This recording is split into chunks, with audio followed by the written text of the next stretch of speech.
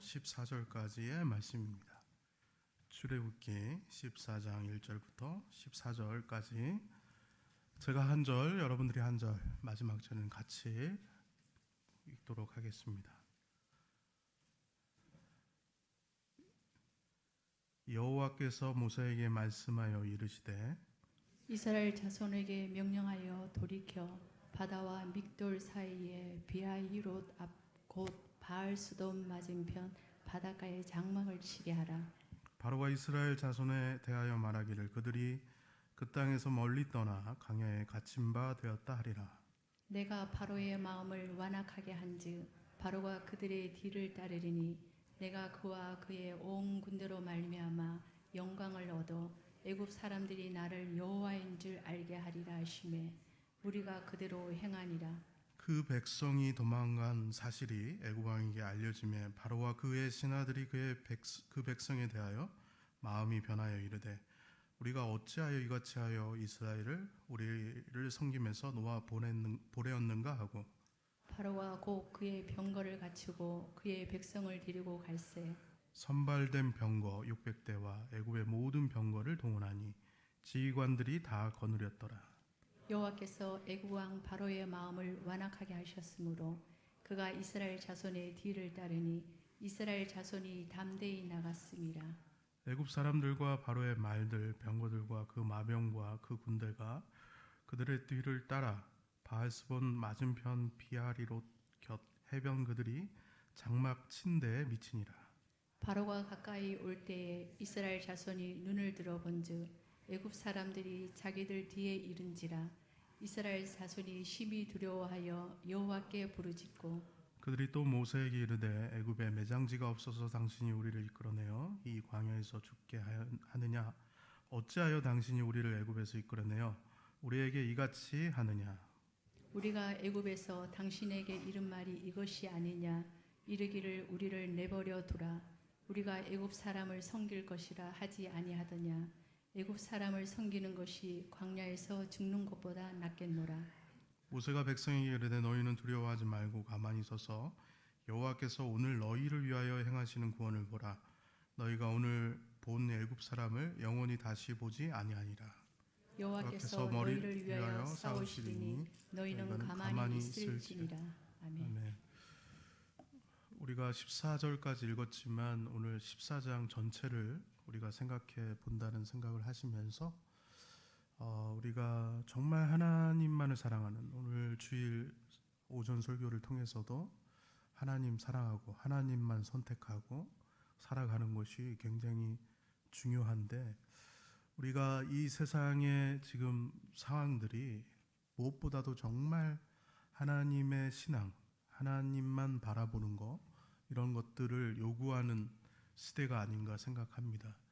우리 새가천교회 성도들은 이제 제가 봤을 때 정말 이 시대의 교회를 또 이끌어갈 모델이 될 우리 성도들이죠. 또 교회들이죠. 교회들이 아니고 교회입니다. 제가 1년간 한 장만 넘기면 제가 1년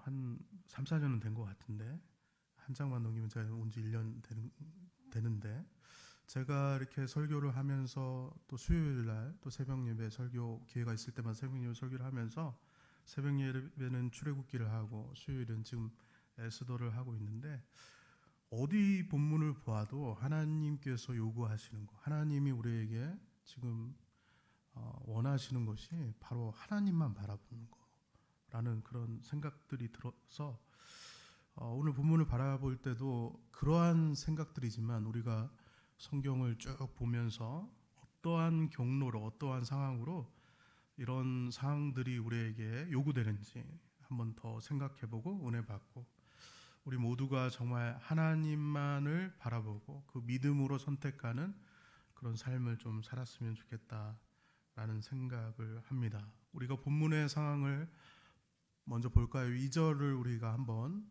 보도록 하겠습니다. 2절에 이스라엘 자손에게 명령하여 돌이켜 너무 작네요. 바다와 믹돌 사이에 비하리롯 앞 곧 바알스본 맞은편 바닷가에 장막을 치게 하라. 여기에 중요한 2절의 단어는 돌이켜라는 단어입니다. 돌이켜.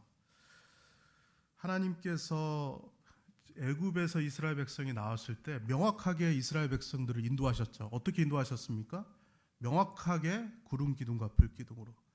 애굽 사람 이스라엘 백성들이 걱정할 필요가 없어. 어디로 가야 될지, 어디로 나아가야 될지 걱정할 필요가 없었어요. 바로 앞에 구름 기둥과 불 기둥이 인도하고 있으니까 너무 명확하니까 그 인도함만 받으면 됐습니다. 근데 오늘 2절에 돌이켜라는 말이 적혀 있습니다. 그러니까 구름 기둥과 불 기둥이 인도하다가 갑자기 방향을 바꾼 거예요. 정확히 얘기하면 남동 쪽으로 지나가다가 남서쪽으로 방향을 바꾼 겁니다. 왜 방향을 바꾼지 오늘 명확하게 3절에 적혀 있어요. 글씨가 다행이네요. 3절에 바로가 이스라엘 자손에 대해 말하기를 그들이 그 땅에서 멀리 떠나 광야에 갇힌 바 되었다 하리라. 하나님의 지금 생각은 지금 바로에게 있어요. 바로가 어떻게 생각할까? 여러분들도 이 지금 3절의 말씀을 통해서 바로가 지금 이 상황에 대해서 지금 이스라엘 백성이 구름 기둥과 불 기둥의 인도함을 받다가 남동 쪽에서 남서쪽으로 돌이켜졌네, 방향이 바뀌었네. 이 상황을 여러분 바로가 어떻게 볼까요? 3절에 뭐라고 적혀 있어요? 바로가 생각했을 때는 아마 이스라엘 백성이 광야에 어떻게 되었을 것이라 생각한다는 거예요. 갇혔다. 바로가 보면 야, 이렇게 난리를 치더니 심지어 내 장자를 죽이고 그렇게 엄청난 고통을 주고 이스라엘 애굽 땅을 떠나더니 결국 간 게 거기밖에 안 돼?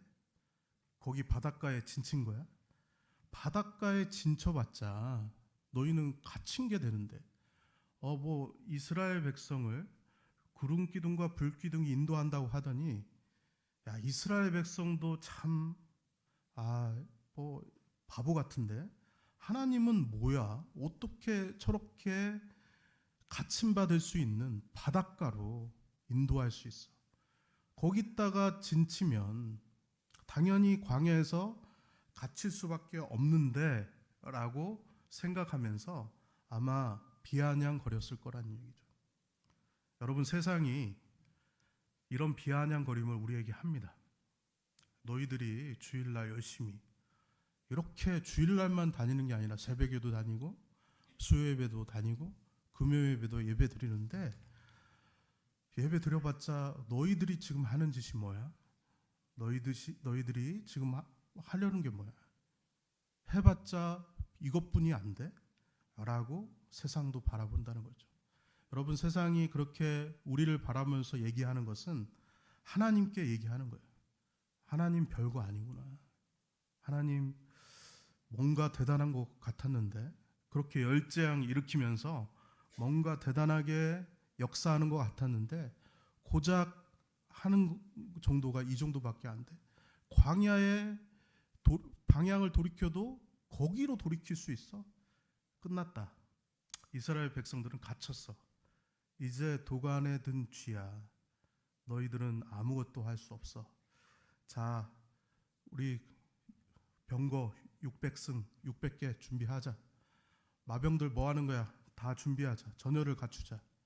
이제 이스라엘은 도간에 든 쥐야 라고 얘기하면서 하나님은 별거 아니라고 얘기하면서 바로 이건 불신앙이죠. 바로가 가지고 있는 불신앙입니다.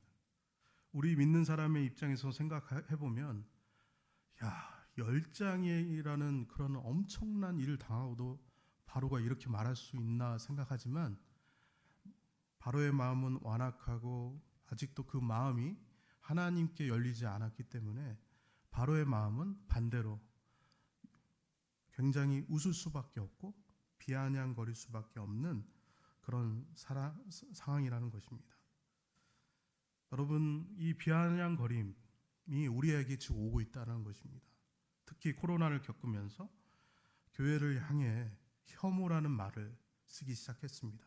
그래도 그 전에는 장신구로 십자가의 목걸이도 그냥 하고 다니고 귀걸이도 하고 다니고 그러는데 교회를 향해서 혐오, 또 교회를 해서 무슨 독교, 제가 도저히 쓸 수가 없습니다. 그런 말을 쓰고 있습니다. 우리가 생각했을 때 그러한 상황에 몰린 것이 우리도 억울하죠. 왜 우리가 이러한 바닥까지 내려가는 그런 이미지를 갖고 우리의 신앙생활을 살아가야 되는가. 그러나 제가 여러분 이 시간 말씀드렸습니다. 지금 바로의 태도는 불신앙이다. 이스라엘 백성을 도관에 든 지다라고 얘기하는 것 같지만 사실은 하나님을 믿지 않는 거예요. 대단한 사람이죠. 제가 그래서 새벽 예배 그 강해를 하면서 이런 얘기했습니다. 바로는 만약 천국과 지옥이 있는 것을 보면서도 하나님 믿지 않을 것이다. 그런데 우리가 바로의 그 불신앙을 생각하면서 우리를 봐야 돼요. 우리가 그러한 완악스러움, 이런 지독한 완악스러움은 아니겠지만 우리도 그 하나님을 신뢰하는 데 있어서 우리의 마음이 그런 완악스러움 가운데 있지는 않은지.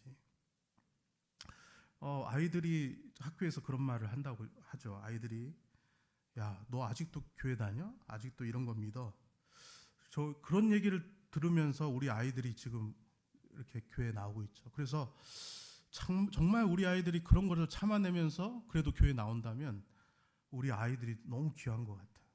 그래도 그런 얘기 들으면서 그런 비아냥거림 속에서도 예배하러 나오지 않습니까? 와서 예배하고 그래도 기도하고 찬양하고 그런 모습들이 더욱 귀하죠. 우리도 마찬가지죠. 여러분들도 마찬가지입니다. 이런 비아냥거림, 코로나 이후로 더 엄청난 그 비참한 그 비아냥거림이 우리에게 있지만 그래도 여러분 하나님을 선택해서 예배하고 이 자리에 나와서 하나님 앞에 나아간다는 거 너무나도 귀합니다. 그런데 우리가 오늘 본문을 보면서 이 비아냥거림을 이긴다는 정도로 우리의 신앙생활을 해서는 안 된다는 것입니다. 세상은 더 엄청난 두려움을 준비하고 있어요. 그냥 이제 비아냥거림대로 끝난다면 우리가 그냥 너희들이 이 세계를 몰라. 정말 하나님이 우리를 얼마나 사랑하시고 예수 그리스도를 통해서 우리를 어떻게 구원하신지 너희는 모를 거야. 그래, 목사님이 지금 얘기하신 것 같이 너희들은 천국과 지옥을 알려줘도 하나님 인정하지 않을 거야. 그런 완악스러움이 너희한테 있기 때문에 그러는 거야 라고 눌러버릴 수 있지만 그러나 세상은 엄청난 두려움을 우리에게 가져다 주고 또 그 엄청난 두려움이 그들의 불신앙이 우리에게도 전달되어서 우리조차도 엄청난 그 두려움 가운데 살아갈 때가 있다는 것입니다.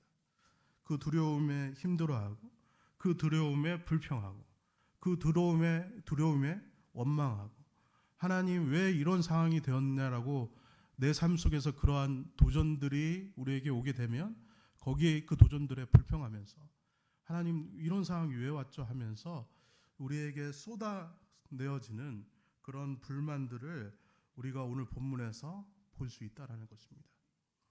그 불만들을 우리가 10절에서 볼 수 있죠. 10절을 우리가 보면 바로가 가까이 올 때 이스라엘 자손이 눈을 들어 본즉 애굽 사람들이 자기들 뒤에 이른지라. 이스라엘 자손이 심히 두려워하고 여호와께 부르짖고 그들이 또 모세에게 이르러 애굽에 매장지가 없어서 12절도 볼까요? 우리가 애굽에게 당신의 이른 말이 이것이 아니냐 이르기를 우리에게 내버려 두라. 우리를 애굽 사람을 섬길 것이라 하지 아니하더냐. 애굽 사람을 섬기는 것이 광야에서 죽는 것보다 낫겠노라 하면서 불평을 털어놓죠. 왜냐하면 이거는 엄청난 두려움에 휩싸인 겁니다. 우리가 10절에 보면 바로가 가까이 올 때 바로의 그 병거와 그 말바꾸 소리 엄청난 규모를 자랑하는 여러 학자들은 지금 이스라엘 백성을 잡기 위해서 이런 엄청난 병거를 600승이나 이렇게 준비했다는 것은 너무나도 엄청난 군대라는 거예요. 그러니까 그러한 엄청난 군대가 가까이 이스라엘 백성이 오니까 이스라엘 백성에게는 엄청난 두려움이 임한 거죠. 어마어마한 두려움이 임했고 그 두려움 때문에 온갖 불평을 드러내놓기 시작한 겁니다. 모세에게 매장지가 없어서 여기 있다가 갖다 놨냐고. 내가 우리 애굽 사람들 섬길 거였는데 왜 여기서 죽게 했느냐고. 나 애굽 사람들 섬기겠다고 우리가 아니 그렇게 얘기했는데 차라리 애굽을 섬기는 것이 광야에서 죽는 것보다 낫겠다 얘기합니다. 여러분, 뭐 10가지 재앙도 주셨는데 뭐 이스라엘 백성들 너무 불평 많이 하는 거 아니야? 원망하는 거 아니야? 세상이 주는 그 비아냥거림, 그 두려움, 이거 다 헛건데, 잘못된 건데 이거에 너무 불평하는 거 아니야라고 하는데, 여러분, 두려움을 무시하지 마십시오. 두려움은 엄청난 겁니다. 어떤 드라마에서 어떤 형이 이제 수술을 받는 거예요. 며칠 후에 수술을 받는데 막 두려워합니다. 그러니까 동생이 아주 그렇게 두려워하는 것을 그냥 왜 이렇게 두려워하나 생각하면서 이런 얘기 하죠. 그거 수술 잘못될 확률 2%밖에 안 돼 라고 얘기를 하니까 형이 뭐라고 하냐면, 나는 그 2%에도 너무 무섭다고 하면서 덜덜덜 떠는 거예요. 그게 두려움입니다. 영혼을 파괴하고 우리를 완전히 잠식시키는 2%의 실패할 확률을 98%의 성공할 확률을 2%가 완전히 잠식하는 것이 두려움입니다. 여러분, 두려움은 때때로 오늘 본문에서 나타난 것이 언어, 말에서 많이 나타나요. 말에서. 여러분, 말은 주어가 없어요. 주어가. 그래서 말을 이렇게 축복되는 말을 하면 축복이 또 성경에 나와 있죠. 나한테 돌아와요. 주어가 없습니다. 상대방한테 얘기했는데 그게 나에게도 올 수 있습니다. 원망을 하면 그게 상대방한테 한 말이라도 그게 나한테 돌아올 수 있어요. 여러분, 언어는 시제도 없어요. 시제. 이런 말 이해하시지 않습니까? 부부와의 관계 속에서 갑자기 좋은 대화가 오갔어요. 명절에 만나서 갑자기 좋은 대화가 오가다가 갑자기 아내가 그런데 왜 옛날에 그런 말 했어? 라고 갑자기 얘기하면서 갑자기 싸움이 시작되죠. 그러니까 시제가 없기도 해요. 여기는 웃음 포인트를 주기 위해서 제가 얘기를 한 건데 아무도 웃지 않는 거죠. 예. 또 저희 아내가 그랬다는 말은 절대 아닙니다. 여기 뒤에 와 있기 때문에 제가 이렇게 말할 수밖에 없는 것을.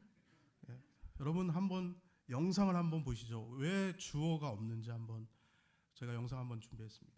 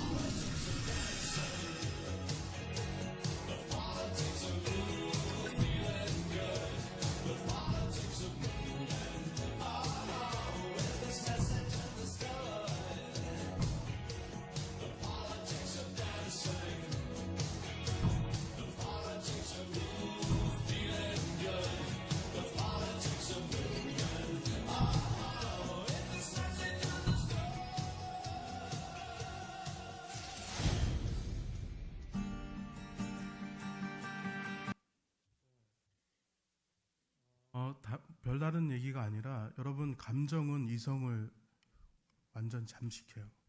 그런데 그런 감정을 잠식했을 때 우리가 언어를 하잖아요. 특히 이제 욕을 하는 걸로 예를 들었는데, 어떠한 나쁜 원망의 말이나 욕이나 이런 것들을 했을 때 우리 입안에 침전물이 생깁니다. 좋은 말을 했을 때 사랑한다, 축복한다 이런 말을 했을 때 좋은 친전물이 생기고요. 우리가 요구를 했을 때, 이거는 학교에서 교육하는 영상이에요, 사실은. 요구를 했을 때 욕을 만드는 침전물이 생깁니다. 그러면 그것을 욕을 만들었을 때 생기는 그 침전물을 쥐한테 주사했을 때 어떻게 된다고요? 쥐가 죽는다고. 그러니까 제가 지금 설명하는 포인트는 뭐냐면 완전히 감정이 이성을 잠식하는 거예요. 그리고 이러한 그 두려움은 완전히 신앙이 견고하게 있으면 물론 그것을 이겨내겠죠. 그러나 웬만큼 신앙이 있어서는 오늘 주일 설교를 통해서 여러분 하나님을 사랑하면서 세상을 사랑하면 하나님을 사랑한다는 거예요? 안 한다는 거예요? 하나님을 결국은 사랑 안 한다는 거예요. 하나님만 사랑해야 사랑하는 거예요. 하나님을 여러분 사랑한다고 하면서 그렇게 두 다리를 지으면 안 되죠. 동일하게 우리가 정말 그 하나님만을 바라보는 믿음이 없을 때 두려움이 몰려오면요, 그 두려움에 잠식당하는 겁니다는 것이죠. 그래서 이스라엘 백성들이 얘기하죠. 뭐 매장지가 없어서 여기를 우리다가 가뒀느냐. 또 우리는 애굽 사람 섬기는 게 더 좋았다라고 얘기하면서 모세를 원망하고 있는 것입니다. 여러분 세상을 살아가면서 이러한 것들이 여러분들에게 여러분 삶으로 다가온 적이 있죠, 사실. 우리 다 있습니다. 두려움이 나를 장악해서 내가 정말 하나님 바라봤는데 내 삶에 이런 일이 올 수가 있어? 마치 내 인생이 그 두려움의 지배를 당해서 끝난 것처럼 보일 때가 있어요. 하나님 내가 바라봤는데, 하나님 보고 믿고 하나님 선택했는데, 믿음으로 나아갔는데 내 삶에 이런 삶이 올까라고 여러분 과거에 그럴 수도 있고, 여러분 저는 그런 일이 없었는데요, 앞으로 그런 일이 없을 것 같은데요, 아니요, 앞으로도 있을 수 있고 얼마든지 이런 상황들이 여러분들에게 있을 수 있다는 겁니다. 없었더라도 여러분 있을 가능성이 있어요. 이렇게 두려움이 하나님을 내가 이렇게 믿었는데 이런 일이 있을 수 있을까라고 생각했을 때 우리의 선택이 중요하다는 것입니다. 하나님을 선택하느냐. 그 완전히 길이 없는 것 같은, 완전히 두려움에 쌓여서 앞이 보이지 않아요. 지금 이스라엘 백성의 상황이 그런 상황이라는 것입니다. 앞이 보이지 않아요. 지금 바로가 비아냥거리면서 엄청난 그 병거를 가지고 와서 엄청난 그런 위압감과 공포와 두려움을 주면서 오는 상황 같이 도대체 앞길이 보이지 않아요. 어쩌면 바로의 그 파악이 맞았어요. 어떻게 이런 바닷가 길을 택할 수 있어? 너희들 끝났어. 도갈에 든 쥐야. 라는 상황이 맞을 만큼의 이런 상황이 우리에게 있을 때 우리는 어떠한 원리로 하나님께 나아가야 될까? 첫 번째는 보이지 않으나 길이 없는 것은 아닙니다. 여러분 보이지 않는다고 해서 길이 없는 것은 절대 아니라는 것입니다. 13절에 모세가 얘기합니다. 모세가 백성에 이르되 너희는 두려워하지 말고. 그러니까 모세가 왜 두려워하지 말라라고 얘기했는지 아시겠죠? 지금 이스라엘 백성들은 두려움 가운데 있는 것이에요. 지금 모세가 가장 이스라엘 백성에게 벗어나야 되는 것은 두려움 가운데 있지 말라는 거죠. 지금 그들을 지배하고 있는 것은, 이스라엘 백성을 지배하고 있는 것은 두려움이에요. 그리고 길이 없다라고 얘기를 하고 있어요. 그러나 그 가운데 길이 없는 건 아니죠. 보이진 않아요. 막막해요. 바로도 못 보고 있어요. 이스라엘 백성도 못 보고 있어요. 그러나 두려워하지 말고 가만히 서서 하나님이 너희를 위해서 행하시는 구원을 봐라. 길이 있다라는 거예요. 보이지 않지만 길이 있고, 그랬을 때 우리가 믿음의 선택을 할 수 있다는 것입니다. 여러분 길이 보이지 않지만 하나님은 보이지 않는 길을 내시는 하나님이심을 여러분 반드시 믿으시기 바랍니다. 여러분 믿음의 선택을 하셔야 돼요. 지금 오늘 말씀에 비추어서 이런 상황이 왔을 때, 이런 상황이 나에게 두려움을 주고 보이지 않는 길 가운데 내가 우왕좌왕 하는 이 상황 속에서 모세가 제안한 것은 두려워하지 말고 뭐 해라? 가만히 서 있어. 여러분 가만히 서서 하나님이 내 생애 가운데 뭘 행하시는지 묵상하라는 것입니다. 바로 전에 뭘 행하셨어요? 뭘 행하셨어요? 바로 전에 10가지 재앙을 행했죠. 하나님이 왜 10가지 재앙을 하셨어요? 14절 먼저 나왔는데 10가지 재앙을 통해서 하신 거는 하나님께서 너희를 위해서 싸우시는 분이라는 것을 알려주기 위해서요. 여러분 10가지 재앙을 통해서 하나님이 이스라엘 백성에게 알려주고 싶은 것 굉장히 많았는데 그 중에서도 가장 첫 번째는 하나님이 너희를 위해서 싸우신 분이라는 거예요. 여러분 사실은 모세는 그것을 10가지 재앙을 통해서 이제 얻었어요. 모세도 처음에는 부인했죠. 싫습니다. 가기 싫습니다. 내가 왜 애굽 백성을 데리고 애굽에서 나와야 합니까? 저 가기 싫습니다. 보낼 만한 자를 보내셨으면 좋겠습니다. 이런 얘기 저런 얘기 하면서 부인하면서 안 하겠다라고 얘기했지만 모세가 10가지 재앙을 거치면서 경험한 거는 하나님이 나를 위해서 싸우시는구나. 그러니까 얘기하죠. 지금 이스라엘 백성이 이런 두려움과 절망적인 상황에서 모세가 얘기할 수 있는 것은 첫 번째, 두려워하지 말라. 두 번째, 가만히 서 있어라.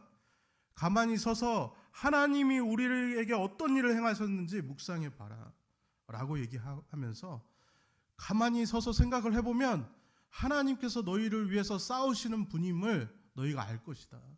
그래서 지금 13절과 14절 통해서 너희는 가만히 서서 하나님이 싸우시는 것을 보라라고 얘기하고 있는 것입니다. 여러분 다윗과 골리앗의 이야기도 양상이 똑같아요. 이스라엘 사울과 이스라엘 백성들이 그 블레셋 골리앗 앞에 벌벌벌 떨고 있습니다. 이런 상황과 똑같은 두려움이 임했죠. 공포가 임했죠. 어떻게 이 사람 골리앗과 싸우나? 그리고 어린아이 다윗이 사울한테 갑니다. 제가 한번 언급한 적이 있죠.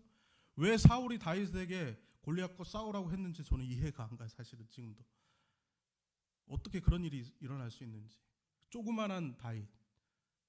근데 다윗이 뭐라고 얘기해요?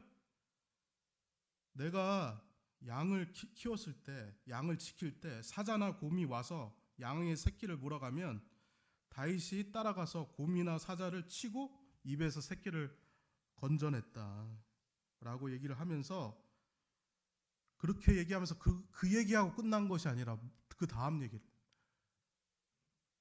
사자의 발톱과 곰의 발톱에서 하나님께서 건져주신 거다라고 언급을 해요. 사무엘상 17장 37절에 자기가 사자와 곰의 입을 벌려서 새끼를 꺼낸 것이 아니라 자기가 그런 행동했어요. 그렇게 한 거 맞아요. 그렇지만 진짜 그렇게 그 사자와 곰에 위해서 양의 새끼를 구해주신 거는 하나님이다. 그러니까 내가 하나님의 이름으로 지금 갈 거다. 지금 내가 어떠한 내 육체적 조건으로는 환경과 조건으로는 내가 질 수밖에 없는데 내가 양을 지킬 때도 내가 그런 조건과 환경으로는 사자와 곰에게 질 수밖에 없었던 상황인데 하나님께서 내가 사자와 곰의 입에서 새끼를 꺼낼 수 있도록 도와주셨어요. 그러니까 제가 하나님의 이름으로 갈게요. 모세도 똑같은 얘기를 지금 하는 겁니다. 10가지 재앙을 통해서 너희들 가만히 서서 우왕좌왕하지 말고 지금 이스라엘 군대가 오니까 두려워서 여기 갔다 저기 갔다 그냥 왔다 갔다 하지 말고 잡으러 안석 그냥 어떻게 해야 될지 몰라 그냥 방황하지 말고 가만히 서 있어. 가만히 서서 하나님이 하신 일들 생각해봐. 10가지 재앙에서 뭐 하셨지? 너희를 위해 싸우셨잖아. 너희는 가만히 있었잖아. 아무것도 안 했잖아. 근데 하나님이 하셨잖아.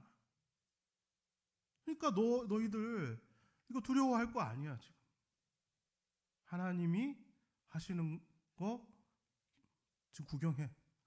10가지 재앙에서 했던 것처럼 너희들 한 거 있어? 하나님 하시는 거 보면 될 거 아니야 라고 얘기하고 있는 거예요. 여러분 얼마나 여러분 하나님을 묵상하십니까?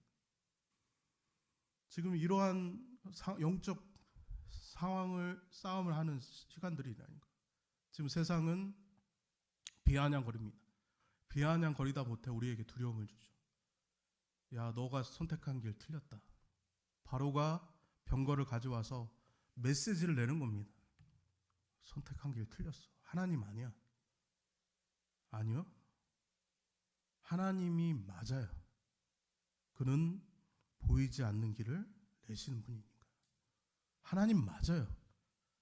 우리를 위해서 싸우시는 분이니까. 하나님 맞아요. 그러나 그 두려움에 사로잡힌 우리는 선택하지 못하죠. 세상이 더 대단하다고 생각하고 더 우리에게 세상이 주는 메시지를 받아들이고 불안해요. 그러나 바로가 주는 메시지는 뭐라고요? 불신앙이라고. 불신앙. 믿음이 아니라고요. 가만히 서서 하나님이 뭘 하셨는지 봐야 돼요. 여러분 가만히 서서 하나님을 묵상할 시간이 되었어요. 세상은 더 우리에게 두려움을 줄 겁니다. 마치 우리 길이 틀린 것처럼. 길 없잖아. 너희 도간에 든 쥐잖아. 아무것도 없잖아. 얘기할 거예요.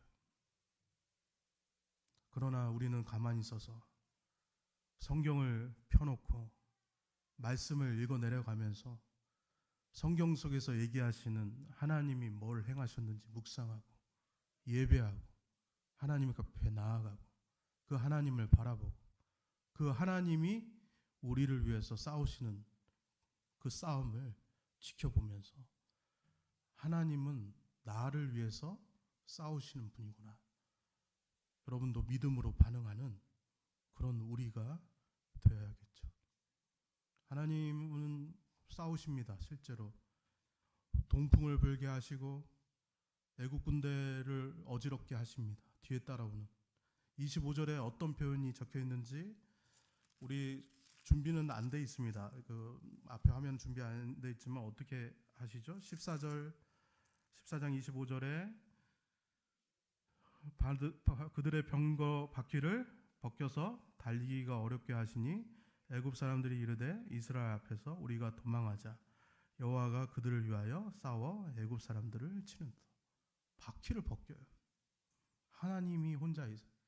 여러분 성경 이 본문을 떠나서 다른 다윗들이 전쟁에 이기는 걸 보세요.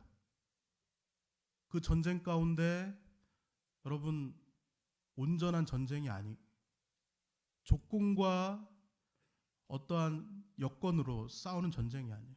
다윗이 골리앗을 쳤을 때 고백하시죠. 칼과 창의 전쟁이 아니에요. 전쟁은 누구에게 속한 것인지 하나님께 속한 것인지. 그 싸움이에요. 다 모든 전쟁을 보세요. 자세히 보세요. 그냥 하나님이 이겼다예요. 하나님이 이겼다. 자세한 내용이 안 나와요. 하나님이 싸우는 전쟁. 그 전쟁을 보면서 그들은 다시 한번 힘을 내기 시작합니다.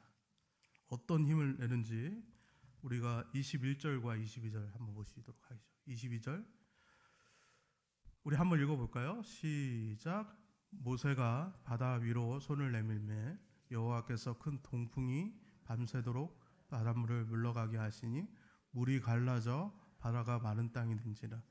이스라엘 자손이 바다 가운데 육지로 걸어가고 물은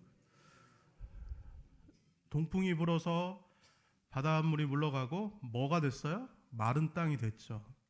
마른 땅을 어떻게 해야 돼요? 이제 이스라엘 백성이 건너가야 돼요.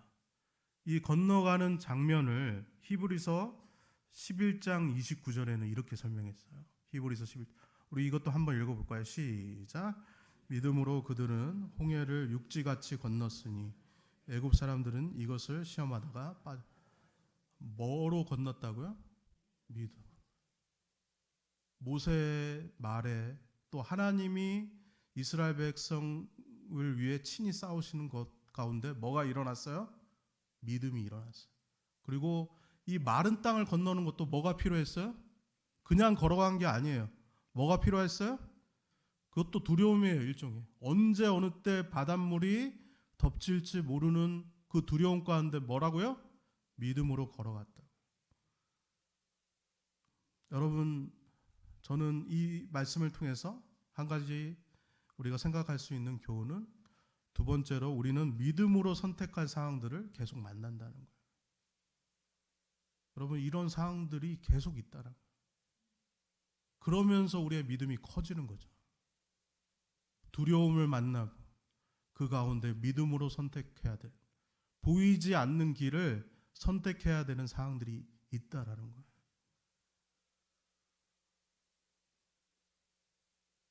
지금 이스라엘 백성이 바로 그 믿음으로 또 한 번 선택하는 그 걸음을 걸어가야 된다는 것입니다. 여러분, 이러한 선택들이 많아지면 많아질수록 우리는 굉장한 큰 성장이, 영적 성숙이 있게 되겠죠. 그런데 문제는 뭐예요? 이런 기로에 섰을 때 우리가 믿음으로 반응하는 거예요. 제가 수요일 날 에스더를 설교하면서 모르드게 얘기했거든요. 모르드게가 하만한테 절을 안 해서 모르드게가 어려움을 당해요. 근데 절대 절 안 해요. 옆에 있는 사람들이 절해야 돼, 절해야 돼. 왜 절 안 해? 그렇게 얘기했을 때 모르드게는 절대 절 안 해요. 그 모르드게가 하만에게 절하는 것은 분명한 건 뭐냐면, 구체적인 얘기는 안 돼 있지만 분명한 건 하나님의 죄에 동참하는 거, 하만에게 절하는 거. 지금 그 얘기를 쭉 할 시간은 없고 수요일 날에 했기 때문에, 어쨌든 하만에게 절하는 게 하나님의 죄를 범하는데 자기도 죽고, 결국 결과가, 그 믿음의 선택한 결과가 자기도 죽고 누구도 죽어요? 자기 민족도 죽게 되는 상황이 와요. 그래도 안 돼.